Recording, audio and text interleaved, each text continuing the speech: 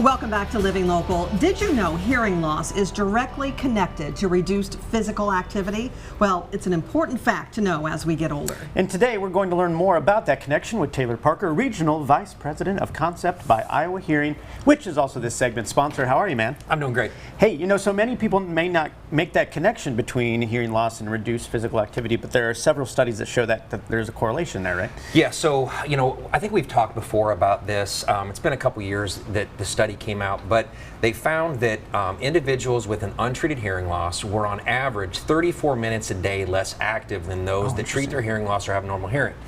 And you know, when you think about 24 hours, 34 minutes doesn't seem like a whole lot in that whole scheme. But over the course of the year, that's 8.5 days. So imagine getting up today, walking out to your couch and not moving for 8.5 days.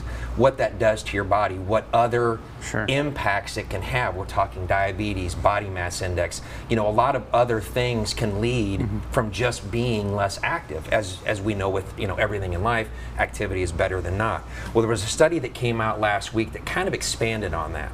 And first, we'll just kind of step back and talk about why someone's less active.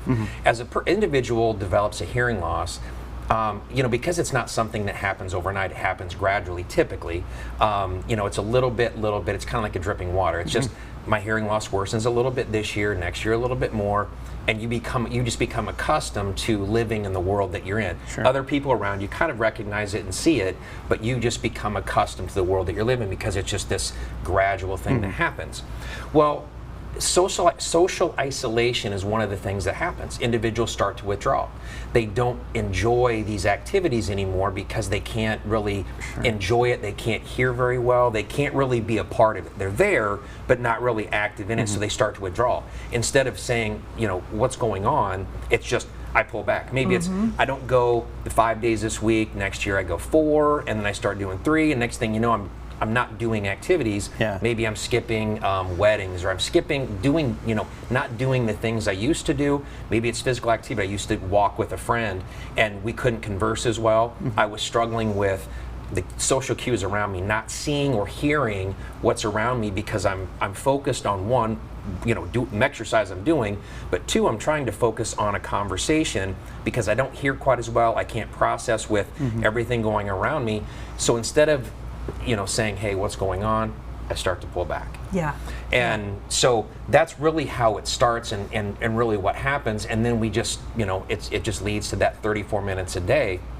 But what this study found was that the worse the hearing loss, the more time it actually, you actually decreased. So it's not just 34 minutes a day, it's the worse your hearing loss, the more. And they found in this study that individuals that treat their hearing loss actually find more enjoyment in their life, and they become more active again when they actually do treat their hearing loss. So it's the beauty, you know, the beautiful part of what, you know, people ask me, why should I treat my hearing loss? Well, I mean, there's, you know, as I've been on here before, we've talked about all the other issues.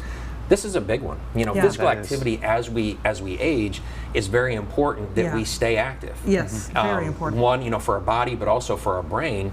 And when you start to withdraw and start to pull back, it does lead to a lot of things. It leads to, you know, that social isolation. It leads to depression. It can lead to, you know, and then we talk about physical. You know, what it actually does with diabetes and body mass index and, you know, all the, you know, heart disease and everything that goes on. So there's so many impacts that it can lead to from, you know, one little thing can just turn into so many others.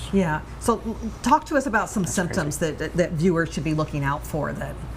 So, you know, some of the simple ones are you turn the radio up, you turn the TV up, you're looking for not so much volume, but you're looking for clarity. You're looking for words to kind of separate. You know, as you develop your hearing loss, words tend to run together, sentences run together. You're looking for that separation. You're looking for that clarity you're trying to find, and then volume just makes it louder.